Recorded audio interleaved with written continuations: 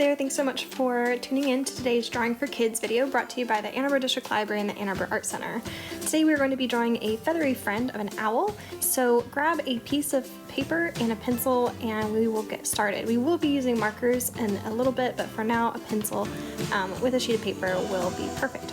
So the first thing we're going to do is start by sketching out the head of the owl. So you can kind of see that it's kind of a circular shape, but we have to do the little ears at the top that are kind of triangular on the edges.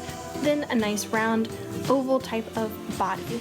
In that body, we can do the wings a few different ways, so you can see how I'm sketching out a couple different options. It's up to you how you want to do that. Same thing with the shape of the eyes. You could do oval eyes, you could do cool teardrop shaped eyes, or do round, large circle eyes like mine. Then for the beak, same thing. Little triangle, but you can make it bigger, longer, however you want. From here, we're going to use pattern and repetition of different shapes and lines throughout our entire owl. Now, it's up to you how you want to design your owl.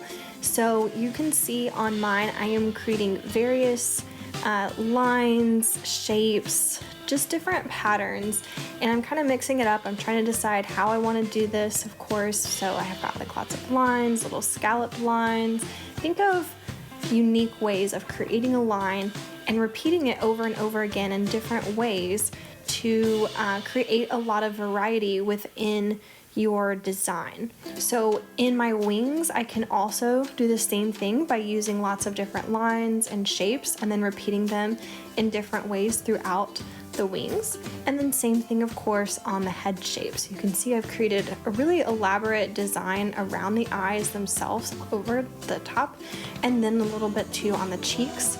And then also I've got the little feet, and he is sitting on, or she is sitting on a tree branch with lots of leaves. And so I've created this leafy design kind of on the outside, kind of coming up, so you can't really see the full tree, but you just see the part that the owl is perched on.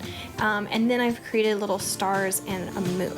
So then I've created more patterns and lines within my leaves and the tree branch itself.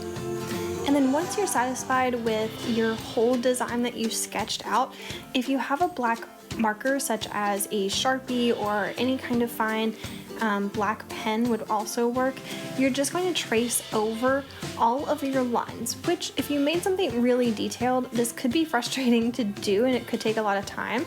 So if you're watching this and then you plan on going back and doing this and you're not necessarily following along with me in real time, you could also do some of this, especially for those of you that are a little bit older.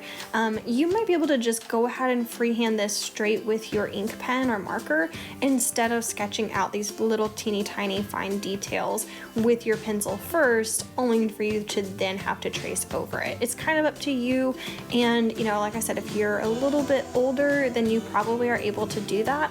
If you're younger, I would encourage you to really just practice that tracing method and practice drawing with a pencil, and then being able to have that nice luxury to erase, because you cannot erase your marker once it's on there, which is always the part that can be kind of frustrating. So once you have everything inked and outlined like this, that's when you can start coloring. So I recommend choosing just a handful of markers, maybe 4 or 5 markers, and then go ahead and start coloring your design. So at this point, you know, we have everything. It's almost like a coloring page, and so it's just a matter of coloring everything in, filling it in nice and neatly with our markers, and using, of course, really colorful colors so that you're able to create a really fun design that's special and unique to you.